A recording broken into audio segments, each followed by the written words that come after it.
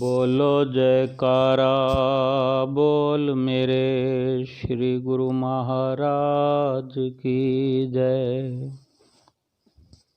सभी गुरुमुख प्रेमियों से सप्रेम जय सच्चिदानंद।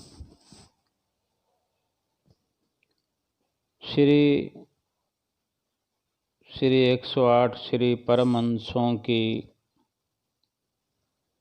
कितनी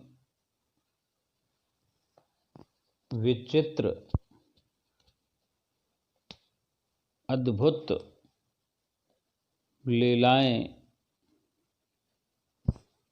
हमने देखी हैं और एक दूसरे से बढ़ चढ़ कर देखी हैं। जितने भी गुरुमुख हुए हैं, हो रहे हैं, हर समय हर पल हर दिन कुछ नए करिश्मे श्री गुरु महाराज जी के देखते चले आ रहे हैं। और श्री आनंदपुर की रचना के बारे में भी अगर हम विचार करें तो ये बहुत बड़ी विचित्र लीला है कि किस तरह पहली पातशाही गुरु महाराज जी ने, फिर दूसरी पातशाही गुरु महाराज जी के रूप में, फिर तृतीय पातशाही गुरु महाराज जी के रूप में कैसे श्री आनंदपुर की जगह को, श्री आनंदपुर को जंगल से मंगल में बदल दिया। फिर चतुर्थ पातशाही गुरु महाराज जी ने, फिर पंचम पातशाही गुरु महाराज जी ने तो देश देश में और विदेशों में कितने ही प्रयत्न करके अपने तन पर कष्ट सहन करते हुए हम गुरुमुख प्रेमियों के लिए जगह जगह आश्रम बना दिए। पहले तो हर जगह पर शुरुआत तो गुरुमुखों के घर से हुई है। फिर वहीं जब गुरुमुख प्रेमियों की संख्या ज़्यादा हो जाया करती थी तो वहीं आसपास सभी गुरुमुखों को जिम्मेवारी सौंपकर, सेवा सौंपकर आश्रम का निर्माण श्री गुरु महाराज जी करवा देते थे। इसी तरह गांव से शहरों में, शहरों से देशों में, देश से फिर विदेश में भी ऐसे ही श्री गुरु महाराज जी को प्रेमी जन, गुरुमुख जन विनती करके अपने घरों में कृपा करने के लिए विनती करते थे। जैसे फिर धीरे धीरे वहाँ भी बड़े बड़े आश्रमों का निर्माण हुआ और श्री पंचम पातशाही गुरु महाराज जी ने देश विदेश में भक्ति और नाम का डंका बजा दिया। ये भक्ति है जो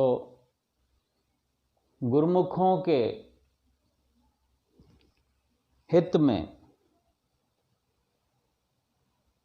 ये लोक भी उज्जवल होता है और परलोक भी गुरुमुख प्रेमियों का, भक्तों का सुनहरा होता है। और जो भक्त लोग होते हैं, गुरुमुख लोग होते हैं, वही भक्ति का रास्ता चुनते हैं।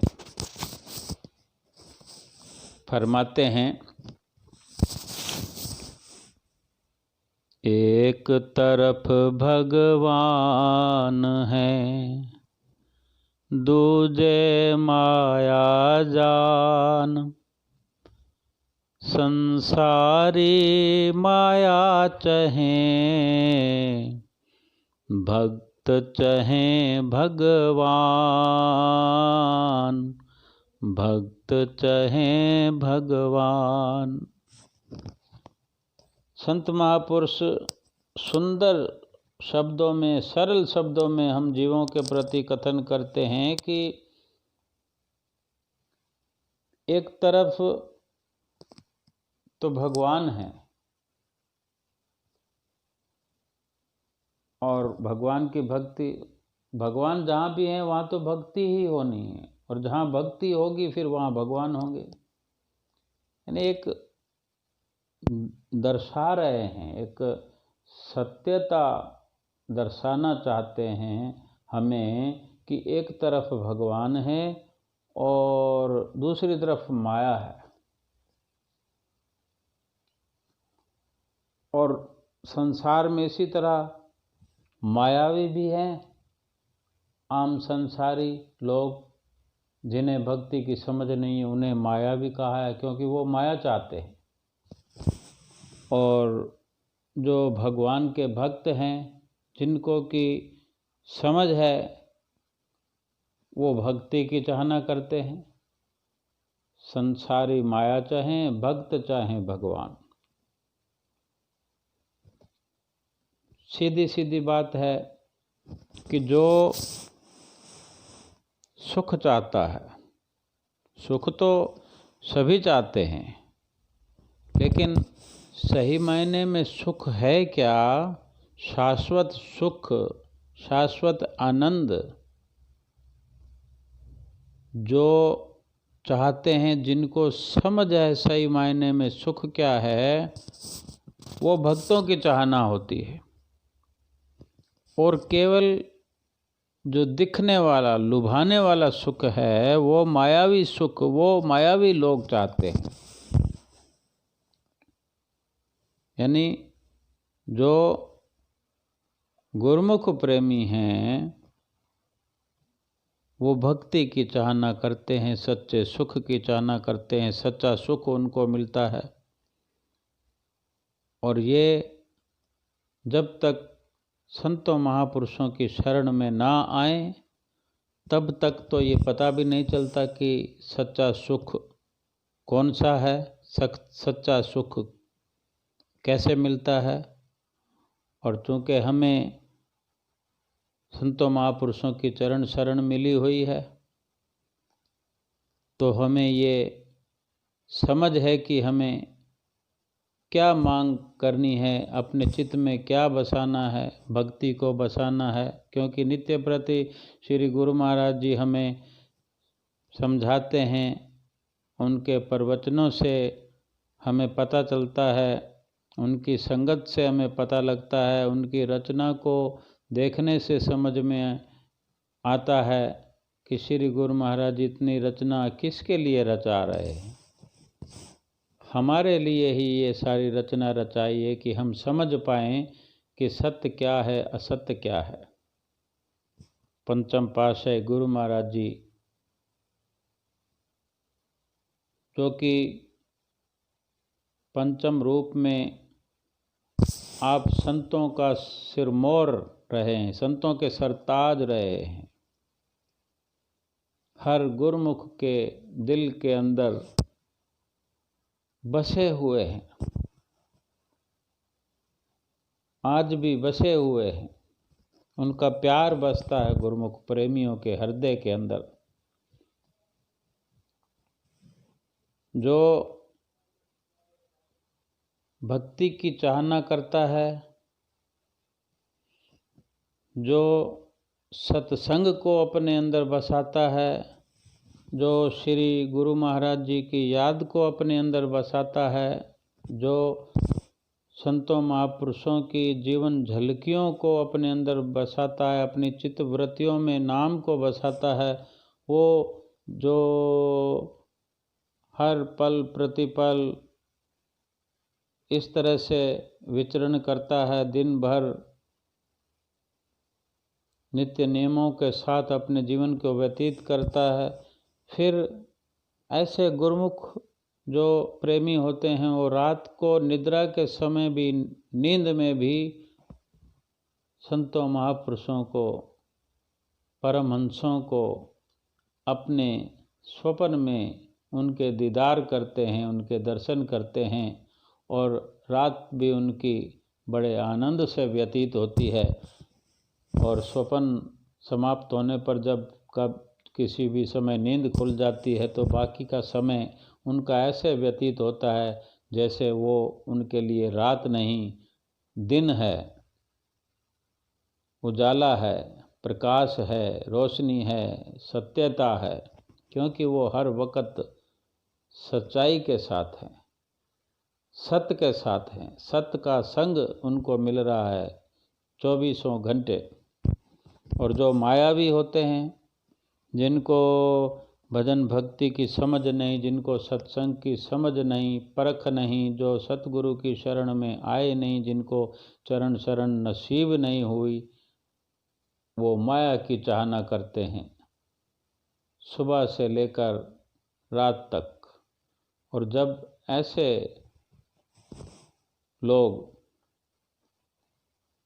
नींद में भी होते हैं तो नींद में भी इसी तरह के मायावी सपने देखते हैं, जो सपने कभी पूरे नहीं होते, जिनसे कभी भूल कर भी सुख नहीं मिल सकता। ऐसे एक कोई प्रेमी गुरमुख तो था नहीं, आम इंसान की एक बात है कि एक उसको जो आदमी था उसको स्वप्न आता था और कई दिन तक एक तरह का सपना आता रहा। स्वप्न में क्या देखता था कि जब वो सोता था तो नींद आ जाती थी और सपना चालू होता था तो देखता था कि बादल छा रहे हैं, बादल छा रहे हैं, काले काले पीले भूरे रंग रंगीले बादल छा गए हैं। और ऐसा घटाटोप जैसे बरसात आने वाली, पहले ऐसे नज़ारा आता है कि बरसात आने वाली है, गड़गड़ाहट वगैरह, बादल, ये सब कुछ होता था स्वप्न में। और फिर बरसात शुरू हो जाती थी और बरसात जैसे शुरू हुई तो बरसात में ऊपर से हम देखे भी सही तो नीचे गिरने से पहले ऊपर जो दिखाई देता है कि वो बरसात पानी ना आकर के चांदी के सिक्कों की बरसात होती थी। और वो अब ये तो स्वप्न है, स्वप्न में कैसा भी रुख अख्तियार हो सकता है। तो जो सिक्के होते थे वो ज़मीन पर गिरने से पहले पहले ही उसको दिख रहे हैं, उस आदमी को, उस व्यक्ति को स्वप्न में दिख रहा है कि सिक्के गिर रहे हैं और देख रहा है वो कि सिक्के ज़मीन पर गिरने से पहले ही एक तेज़ रफ्तार हवा आती है और लगातार उनको, उन सिक्कों को उड़ा उड़ा कर ले जा रही है, ज़मीन पर नहीं गिरने दे रही है। इसी तरह का सपना रोज आता था, कई दिनों तक आया। वो बड़ा परेशान, क्योंकि वो दिन में माया के इस खुली आंखों से सपने देखता था, ये मिल जाए वो मिल जाए, इसी तरह की उधेड़ बुन में लगा रहता। तो रात को भी फिर वही सपने आते थे उसको, तो वो और परेशान, क्या करूं, कुछ समझ नहीं आ रहा था। तो वो अपने किसी पंडित जी के पास गया, जैसे हम कुछ पूछने जाते हैं, नहीं समझ में आता जिन लोगों को। खैर हमको नहीं पूछने की ज़रूरत है, क्योंकि हमारे पंडित ज्योतिष जो कुछ भी हैं हमारे श्री गुरु महाराज जी हैं, और श्री गुरु महाराज जी के पास जाने वाले, उनके दर्शन दीदार करने वाले, उनके संगत सोबत में रहने वाले सपनों पे विश्वास ही नहीं करते हैं। यही तो फर्क है गुरुमुख में और मनमुख में। तो वो व्यक्ति अपने गुरुजी पंडित के पास गया, उनको जाके अपनी वेदना सुनाता है कि महाराज बहुत परेशान हूँ। वो बोले क्या हुआ भाई? तो व्यक्ति बताता है कि मेरे को इस तरह रोज़ सपना आता है और सपने में जो वो बरसात आती है, चांदी के सिक्कों की बरसात होती है और नीचे गिरने से पहले ही हवा तेज आकर उन सिक्कों को उड़ा कर ले जाती है। रोज इसी तरह का सपना देखता हूँ, मैं बड़ा दुखी हूँ, कृपा करो। तो पंडित जी कहते हैं, भाई ऐसा करो, तुम हनुमान चालीसा का पाठ शुरू कर दो, और हनुमान चालीसा का पाठ शुरू करते रहोगे तो सब ठीक हो जाएगा। क्योंकि जो जिस तरह भी शुभ कर्म भी अगर किए जाएं तो एक दिशा परिवर्तन हो जाता है, विचारधारा परिवर्तित हो जाती है, बदल जाती है। तो स्वाभाविक है कि ये जो रात को कार्यक्रम हो रहा है चांदी के सिक्कों का, तो चेंज हो जाएगा। ऐसा करके पंडित जी ने बताया भी, ये हनुमान चालीसा करो तो सपने आने तुम्हें बंद हो जाएंगे। तो वो व्यक्ति कहता नहीं नहीं नहीं नहीं नहीं नहीं, सपने बंद नहीं करने सपने। जो वो हवा आती है ना, जो सिक्कों को, चांदी के सिक्कों को उड़ा कर ले जाती है, उस हवा को बंद करना है। सिक्कों को आने दो, सिक्के नीचे क्यों नहीं आ रहे हैं? यही बात है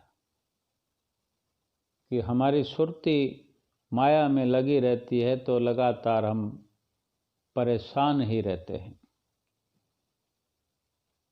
श्री 108 श्री तीसरी पातशाही गुरु महाराज जी के वचन हैं कि अगर तुम हमको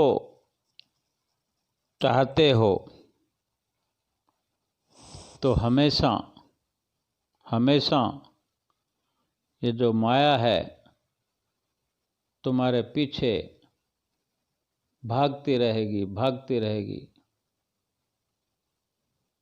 और अगर तुम माया चाहते हो तो फिर तुम माया के पीछे भागते रहोगे। हमें तो श्री गुरु महाराज जी हर कदम पे सिखाते हैं हमारे लिए क्या ठीक है क्या गलत है। एक बार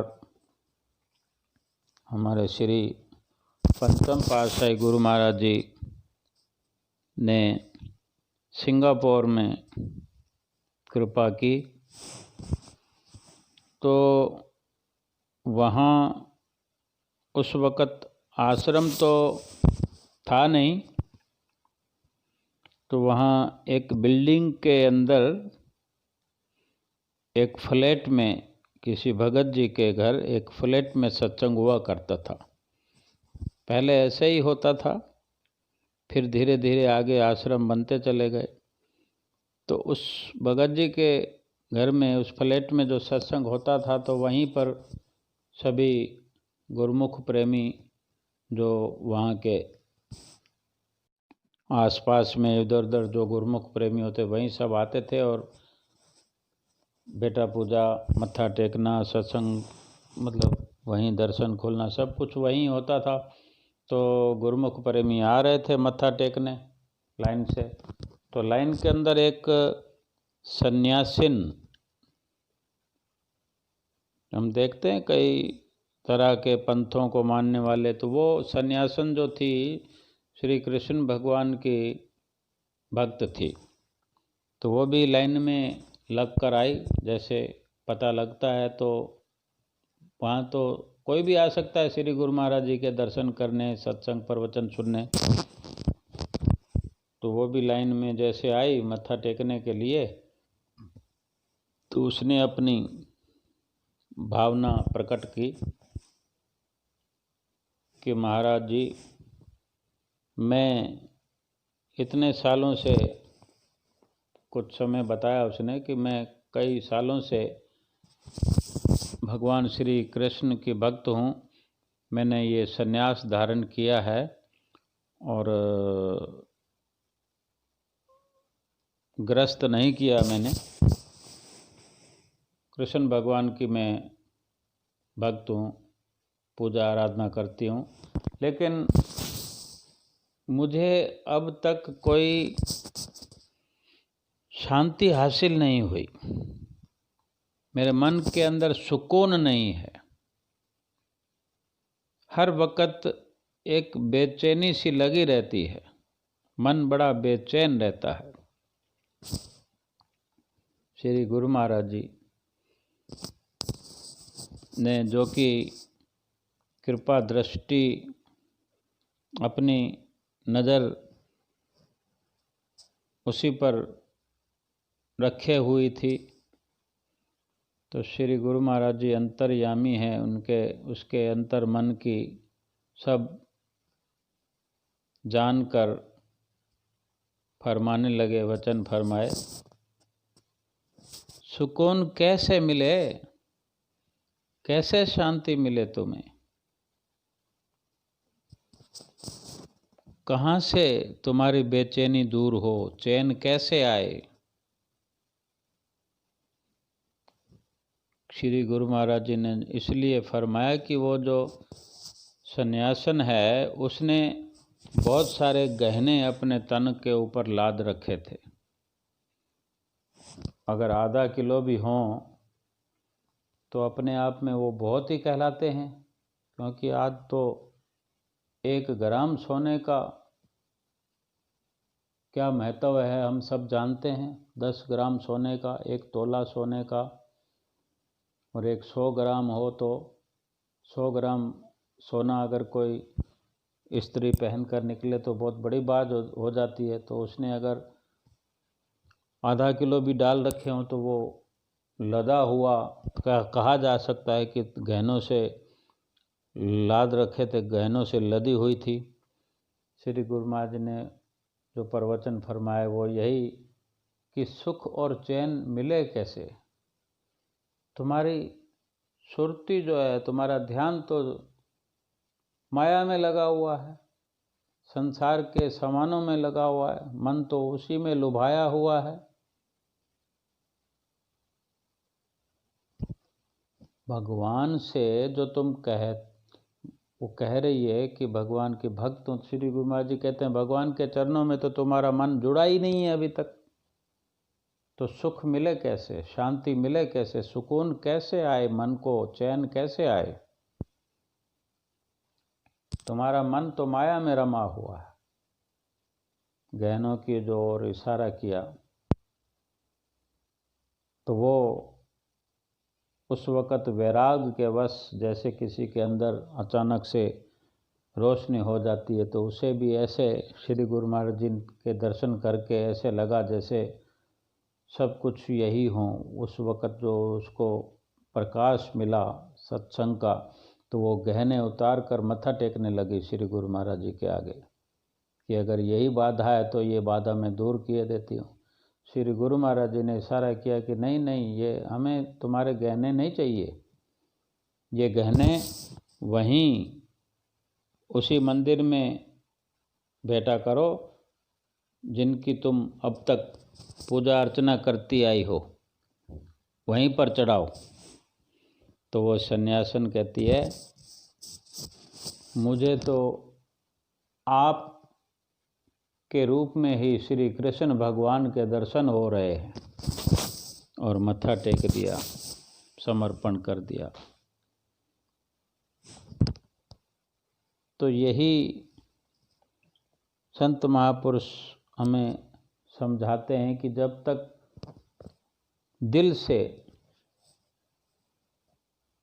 दिल का लगाव जब तक मालिक के साथ नहीं है, भगवान के साथ नहीं है, भगवान के चरणों के साथ नहीं है, उनके वचनों के साथ मन नहीं जुड़ा है, मन संसार में जुड़ा हुआ है, तब तक सुकून नहीं मिल सकता। इसलिए श्री गुरु महाराज जी के वचनों में मन लगाकर मनन करना है, उनके बताए हुए रास्ते पर मन से चलना है और उनकी प्रसन्नता को प्राप्त करना है और सुकून को प्राप्त कर लेना है। बोलो जयकारा बोल मेरे श्री गुरु महाराज की जय।